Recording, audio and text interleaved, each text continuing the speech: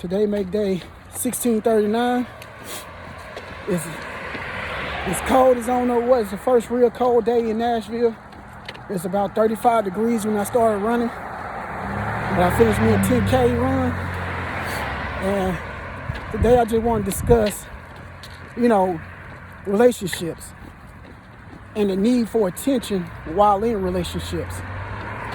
Let me just say, majority of relationships right now is kind of flawed. You got people scared to be in relationships.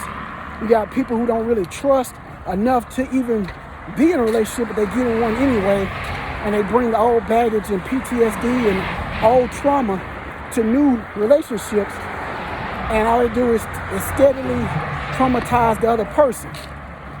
Then you got people who do it for the attention, to wear the matching pajamas on Christmas and to take trips and look cute, but when the phone goes down, so does the attention toward the other person. You got so many relationships that you see now, and it's built just for social status, to look good, but the love is not there. And you can always tell those who really in love and who's really not, the ones who's really secure in their relationships, because they don't need to post every little thing they do.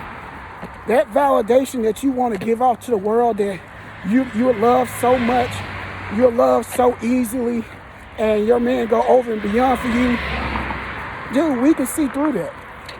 Most people, when we see stuff like that constantly, we're like, they trying too hard. You're trying to make it seem better than what it is. And half the time, when that phone goes down or when you log off that social media site, your life ain't really what you want it to be. It's like you living for social media and not for reality. And that's the problem with most relationships nowadays, is that everything is too accessible.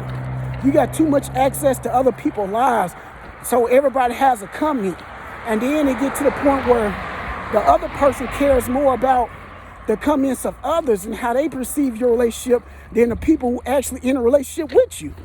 And so when the outside chatter becomes bigger than the inside, then the relationship is doomed to fail, because you'll never please the people on the outside.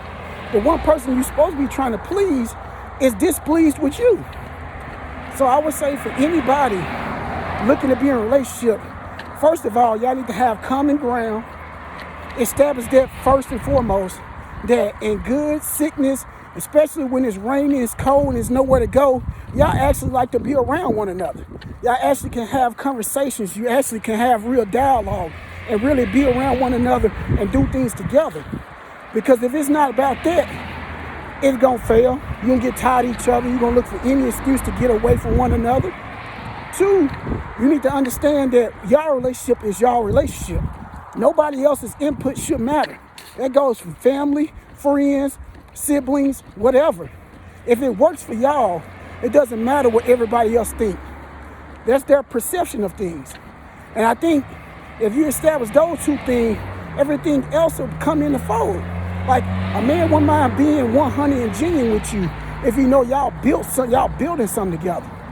And you gotta accept that reality that, you're looking at relationships from rich people, and people like, okay, Russell Wilson loves Sierra so much, he does all this for her. You know how easy it is to do shit for your wife when you're rich? It takes no creativity. It takes no attention to detail. Just buying you stuff because I have money. That's nothing. It's the smaller things that you do, the everyday things, like if your girl like fuzzy socks and you seen some cute ones at Walmart while you was checking out, you picked them up for her. Those little simple things like that. Or remembering when she changes her hair color or does something different, or compliment on her outfit that day. Like, it's smaller things that matters in a relationship. Pay attention to your mate. They shouldn't have to tell you things about them for you to understand them. If you're really into somebody, you study that person. You see the mood changes. You see when things fluctuate in your relationship. When they come home, you know what it takes to calm them down or to soothe them and relax them. Or when stuff is stressing them, how to get them out that rut. That's your job in a relationship. It's not that other person's job to make you happy. Nobody can make you happy but you. Your job is to bring that positive energy, mix it with theirs, and y'all create happiness together. But happiness comes from within. So I say all this to say that, man, if you really want a good relationship, it starts with you and that person. And y'all wipe out all the outside noise. And y'all live for one another. Because if that's not happening, your relationship will never last. And as always, see you at the finish line.